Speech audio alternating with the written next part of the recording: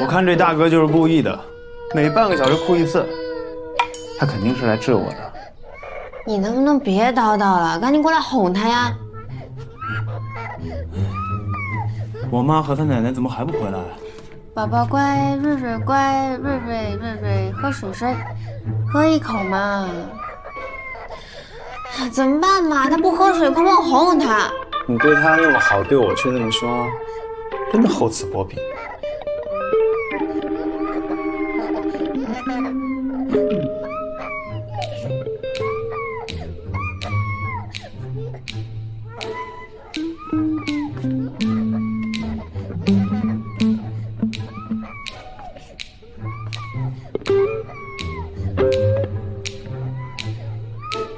还播吗？还行吧。还行，赶紧给我哄他。等会儿，一下太少了。求人办事至少应该……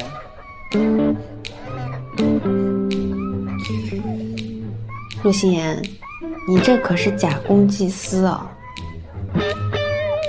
没办法，谁让你有求于我呢？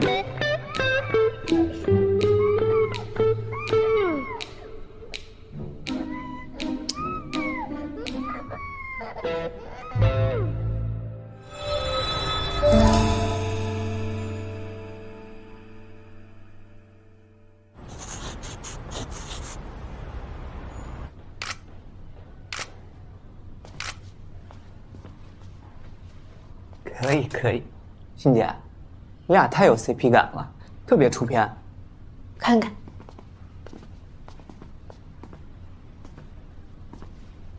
这组照片不错，记得后期把色调调暖一点，毕竟这是第一波宣传，我还是希望可以紧扣新春的主题。明白，没问题。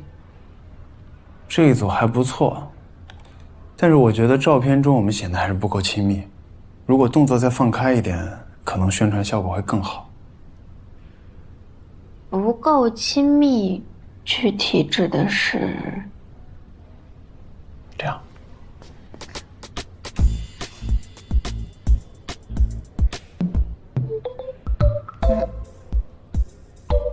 怎么了，沈这边？这种大尺度的动作放在现在不合适，我们穿的是校服，这么拍有点危险。你要是想拍那种等下次穿职业装的时候再拍。有道理。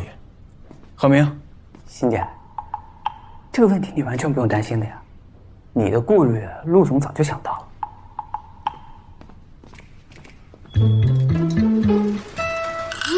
特意吩咐我准备了职业装。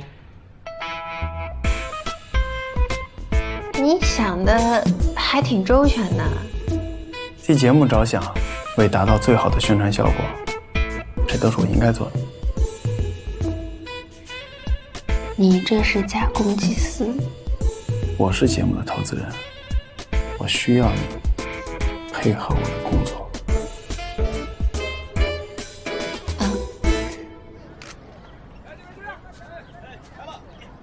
这一张，感觉两个人都不是很熟啊。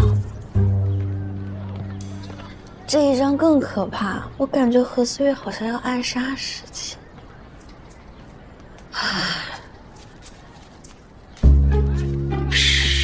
是不是效果不好啊？没有，特别好，非常能体现你们两个的性格。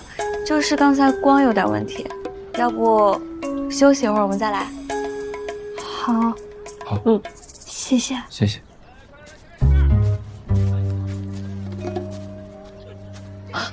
你刚才为什么不直说啊？这两个人吧，性格都太害羞了，我们不能硬来。等会儿他们休息的时候，多抓拍2张，效果应该能好一点。我们坐。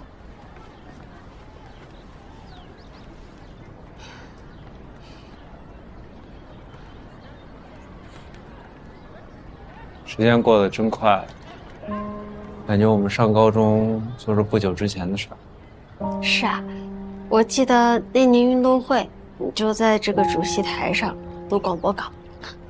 是的，我记得当时老师说要你和我一起过访，但你没答应。因为我不太喜欢在很多人面前说话，那会让我很尴尬。其实我也是。我小时候最害怕的一件事就是和我妈一起出门。为什么？因为我妈是那种邻里之间特别活络的人，每一次她带我出去就会碰到很多很多熟人，然后她就会逼迫我跟这种各种各样的熟人打招呼，就很尴尬。而且对于那个时候的我来说，大家都差不多，我就会经常分不清楚，一旦叫错，我妈对我就是训斥，恶性循环，我就变得越来越紧张，越来越害怕。那你后来怎么办了？后来我学聪明了，女的统称就叫阿姨，男的呢统称就叫叔叔。可以。这招帮我应付了他们很久很久，直到后来我遇到了我的滑铁卢。啊？什么意思啊？那个时候有一个经常来我家的人，我总是管她叫阿姨。然后她感觉并不是特别喜欢我，总是偷偷冲我翻白眼。后来我才知道，人家那个时候才上高中啊！上高中？对，上高中我叫人家阿姨。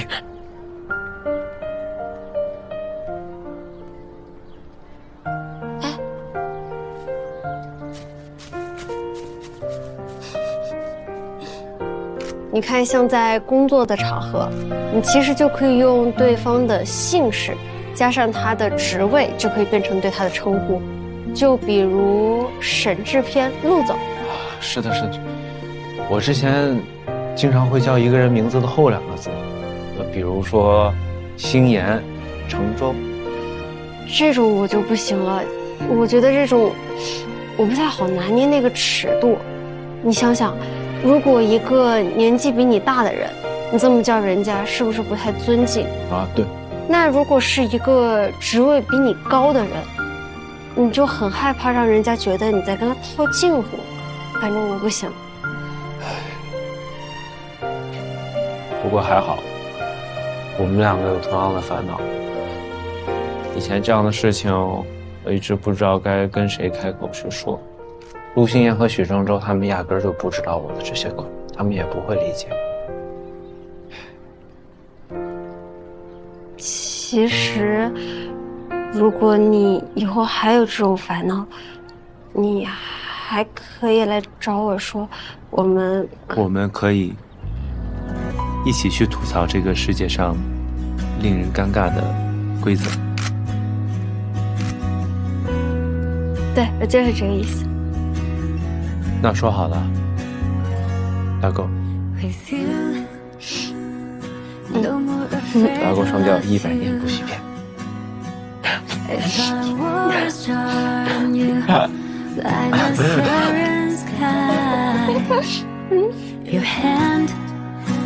效果真的特别的好，真挺好的。来看这里，来笑一下，哎，漂亮，状态非常不错啊！来，再来一张，哎，笑一下，很好。可以，这边拍的差不多了，都挺好的。咱们一会儿换到外景再拍几张。好，这整理了吧？都整理好了。小绿，我给你放这儿。哎，谢谢黄明老师，辛苦了。不辛苦，不辛苦。呀，这是怎么了？脸色不太好，没休息好吗？我没有，我就可能是那个有点累着了。啊，来给。我就不用了，您别跟我客气了，本来就人人都有份儿的。这样，您拿着快去找个地儿休息一下，身体要紧哈。行，谢谢。行，那剩下的我给大家分一下。好嘞。翟驴，哎，谢谢，这些都是你买的。是啊，大家陪我辛苦半天了，这不是我应该的吗？翟律，您太客气了，这都是我们应该做的。我得好好讨好您，等会儿您给我拍美点啊。一定。哎，那个佳明老师、张涛老师，你们自己拿哈。小绿，你也太贴心了吧！我们工作人员的名字你也都记得，这不是起码的尊重吗？不过也是因为跟大家一起工作特别开心，我真的特别喜欢大家，尤其是你。我？我觉得你对待工作特别的认真负责。我记得上次我们3个约会的时候，那个提示是你写的吧？写的特别好啊！如果我是观众的话，肯定想知道这些问题的答案，是吧？我也觉得我写的特别好。不过我有点好奇你们这个节目的机制哈，就是嘉宾必须要按照你们的提示来回答问题吗？大部分的情况呢，嘉宾为了节目效果嘛，都会积极配合的。但是也有特别难控制的，沈制片，他自己的想法就特别多。我们每次录他的时候都可费劲了。我觉得星若做了这么多节目，肯定是有一套自己的原则。什么原则呀？那不就是又想要挣钱，然后又不想自己被深扒吗？那好事都站着，坏事就都躲着，哪有这么好的事儿？也是，要不怎么说你们幕后工作人员是最辛苦的呢？不过你好好加油啊，我特别看好你，我觉得你肯定可以成为特别厉害的编导的。你这样，回头找个机会我请你吃顿饭，就当给你加油打气了。那咱们到时候再约。没问题。那我先去准备外景了，你要准备好了就直接过来啊，我很快。你怎么不去拿饮料啊？我看你们聊得挺开心的啊，聊什么了？女孩八卦。无糖。哦。其实我特别好奇啊，翟绿参加这个节目真正的目的是什么呢？我之前不是说过了吗？嘉宾当中有一个我一直喜欢的人。我不信。为什么？翟绿各方面都这么出众，对其他3位男嘉宾呢也是早就认识了。你要真喜欢其中一个，还非得等到现在，借着节目来接近他们，怎么可能？那你觉得我不喜欢他们3个，喜欢你？你要是喜欢我的话，更不必如此大费周章了，是吧？咱们私下联系，进展比现在快多了。我可以把这个理解为对我的表白吗？看来翟绿真是对我还是有所期待的哦。不跟你说了，我先出去了，期待咱们的约会。不着急，时间还长。走了。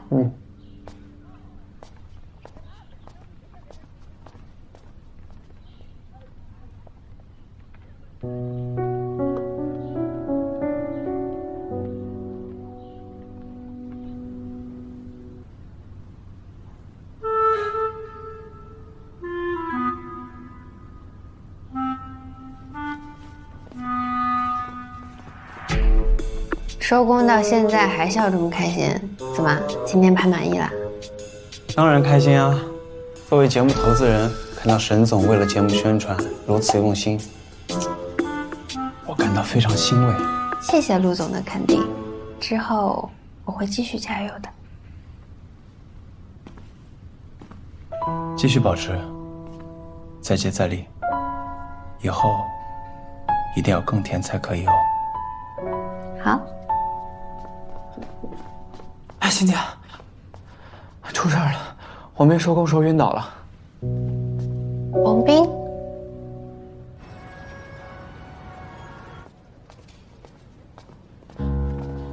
星若，何明呢？我让他先回组里了。黄明怎么样了？医生说情况已经稳定下来了。那就好。你说为什么会发生这种事情呢？我看你也挺累的，回去休息一下，我找他聊一下啊。不用，我跟他们已经聊过了，就按合同规定那赔偿就行了。王斌跟他的妻子都已经同意了。行吧，我明白了。不过医生说黄斌是因为过度劳累才诱发的心肌炎，怎么会这样啊？我们剧组有超时过吗？不可能啊，我们剧组的拍摄压力不是很大，不会发生这种事情啊。那这样，我回去找一下生活制片，今天大家就好好休息，还是身体比较重要。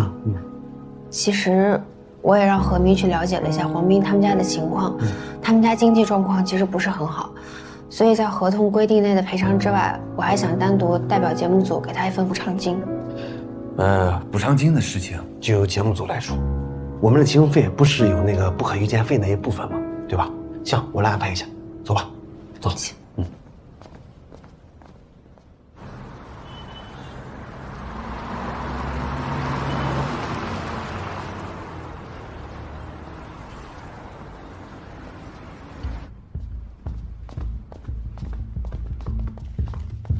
黄斌那边到底出了什么事儿啊？为什么突然要告我们？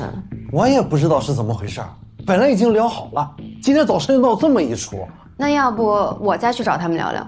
哎呀，聊什么聊没用，打电话不接，到医院不开门，说要静养，根本就不想见我们。那他现在诉求是什么？诉求就是至少静养1年，要求我们赔偿12个月的工资，一共12万。这根本就不是钱的问题，一旦打起了官司，无论是输还是赢，我们都已经输了。只要打了官司，别说上线之后的口碑了，到底能不能上线都会变成未知数。现在更重要的是什么啊？我们的节目马上就要停拍了。为什么呀？今天早上和黄斌好的那几个工人都请假，不想出工，说我们压榨黄斌，不想赔付，非让我们给一个结果，怎么办？看来有人想把事情闹大呀。肯定是黄斌和他老婆用这种方式来压榨我们。我以前怎么没发现黄斌是这种人啊？你先别着急，一切按照程序走，只要合理合法，我们身正不怕影子歪，都是可以解决的。我先让何明去联系对方的代理律师，协商一下，看看能不能私下解决。我也给咱们找个律师吧。行，律师的话，我可以帮忙找一下翟律。这样好吗？这毕竟不是你们度假村的事儿。节目的上线与否与我们投资也直接相关，这就是我们度假村的事情。但是又让他当嘉宾，又让他当律师，我心里有点过意不去。没问题的，翟律跟了我们这么久，节目的情况他也了解，短时间内我们应该找不到比他更合适的人选了。那这样吧，他的费用我们节目组出，也算是公事公办了，也不能老用人情麻烦人家。好，那我去和他打个招呼，然后我去联系一下度假村的工作人员，去接触一下黄斌身边的人，安抚一下大家情绪。辛苦你了，这原本不是你该负责的事儿。你就别跟我客气了，节目的效果有关度假村的宣传，度假村的事儿就是我的事儿。哎，你好，请问黄斌先生今天不来吗？我的当事人因为身体原因还在休息中，所以今天由他的妻子来参与我们的协商。庆庆，我是黄斌的代理律师。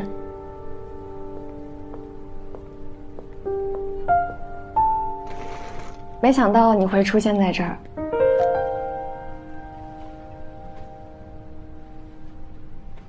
既然人都到齐了，那我们开始。可以的。好，我们今天坐在这儿呢，主要是协商黄斌先生的赔偿问题。我方认为黄斌先生的心肌炎与工作存在某些关联，但并非绝对因果关系，并且黄斌先生的情况并不属于工伤保险条例当中规定的工伤鉴定标准，这点你应该是清楚的吧？我知道。那既然如此，我们就无法答应您方提出的12万元的赔偿金额。不过鉴于黄斌先生的经济状况，节目组愿意尽快的给予赔偿。在我看来，对双方最好的方案就是我们在合同约定的赔偿金额外，再额外支付2万元的休养费。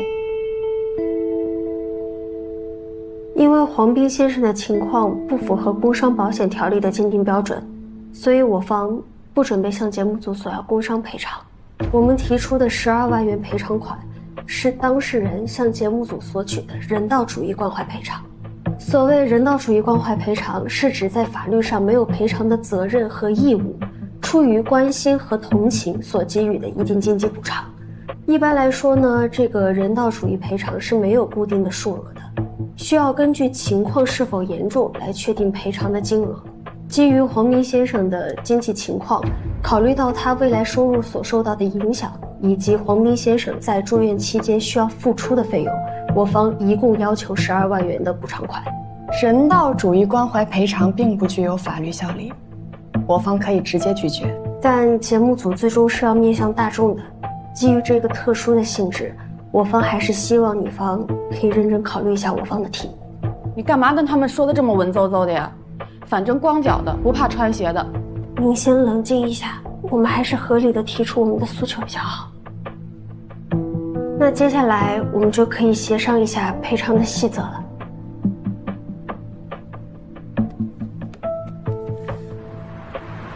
今天真是太感谢你了，石律师，你可真厉害！你看把他们吓得一句话都说不出来。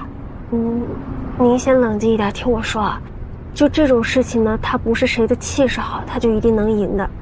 我今天已经跟他们提出了人道主义关怀赔偿，但我想他们很快也会有相应的对策。我作为您的律师，你有这样的诉求，我肯定会明确的跟他们提出来。但我还是想提醒您一句，12万元的赔偿款已经达到了人道主义赔偿的上限，实在是有点多了。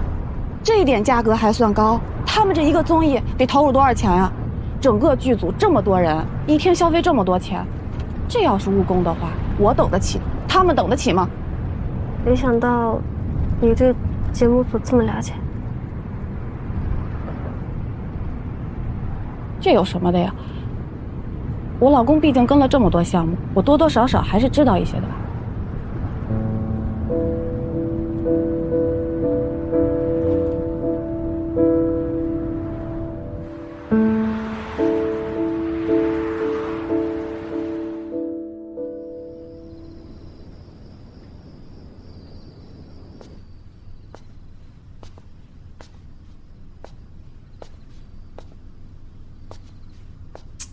你别转悠了，我都眼晕了。你说这事儿怎么办啊？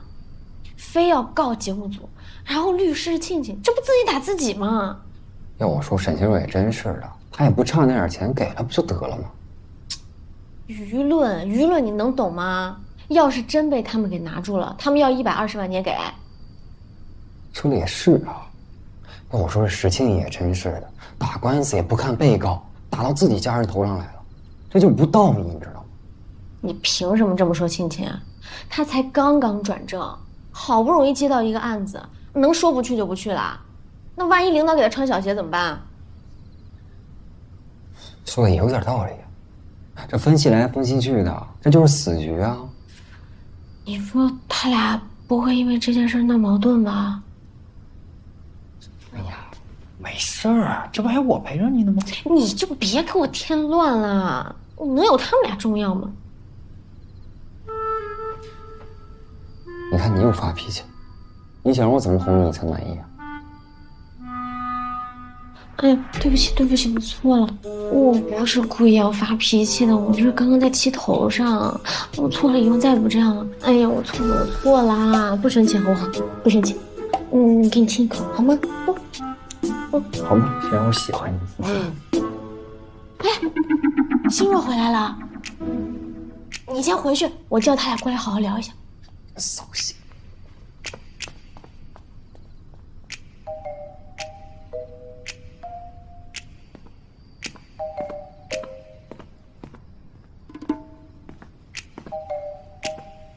回来啦，累不累？还行。你有事儿啊？我当然有事儿啦。我想拉你们两个一起聊聊天。我们俩？是不是庆庆回来了？哎，正好庆庆回来了，今天晚上咱们3个就好好的夜聊一下。不是昨天才聊过吗？啊，对，但是你都过去24个小时了，我很想你们，所以我们就是聊一下。我还带了一瓶好酒，看，咱们边喝边聊。走。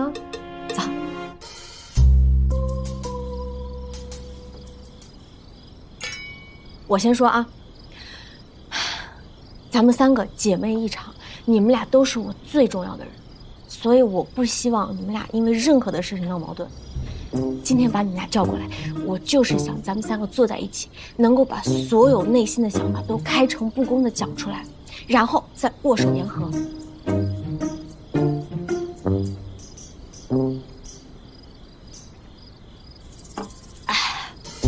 我已经干了，你们没有反悔的余地了。来，谁先说？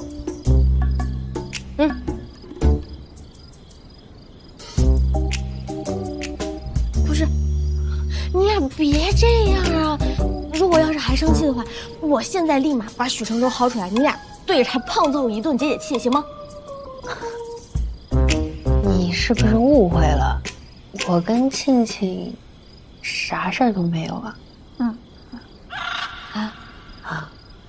真的？你俩把我吓死了，我还以为出什么事儿了呢。那为什么刚刚回来的时候脸色这么不好？我就是回来路上一直在想这件事，总觉得奇怪。奇怪？哪里奇怪？林姐，这个被告公司的法人就是我和您提过的那个节目负责人、制片人，他是我最好的朋友。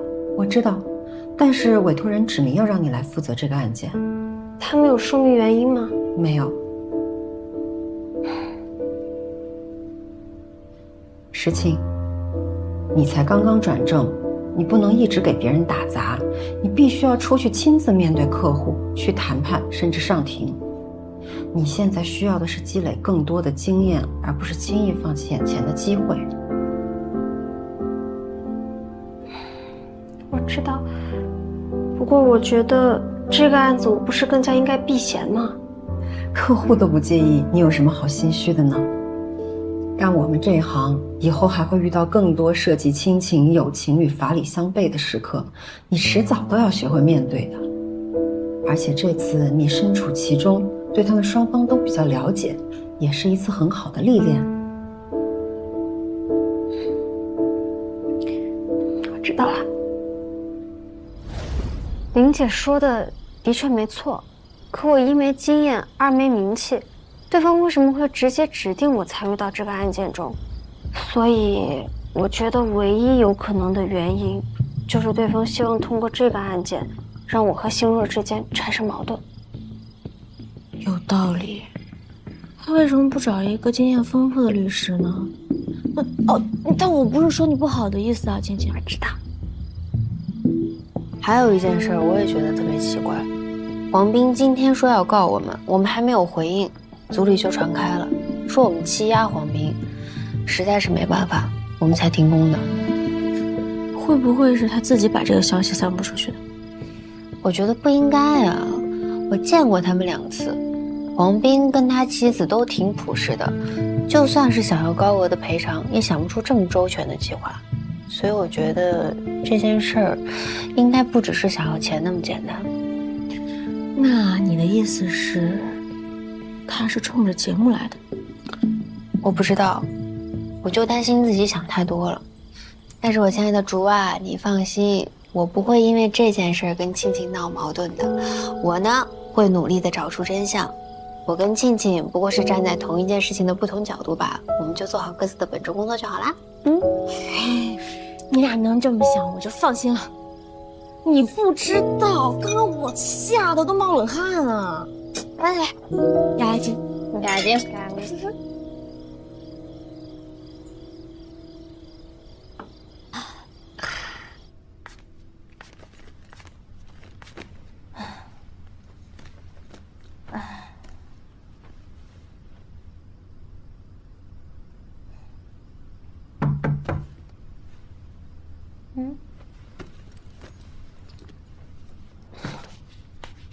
谁啊？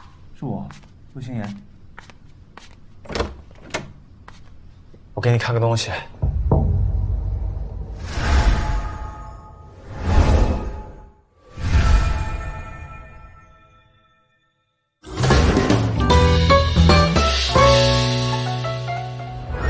其实这一次，我真的很感谢星若，他特别照顾我的情绪。发生这么大的事儿，他一句责备的话也没有。我真的很感谢他，很感谢他能够这么支持我。身为朋友，我还是为他能接到自己的第一个案子而感到高兴。但是如果你说完全不介意，其实也不太可能。毕竟被告的人不是我，而是整个节目组。而且这件事情如果不处理妥当的话，所有人的心血都会付诸东流的。那你为什么不把自己的真实想法告诉石青？因为我不希望自己的个人情绪去影响庆庆的专业判断，我还是希望他可以公事公办。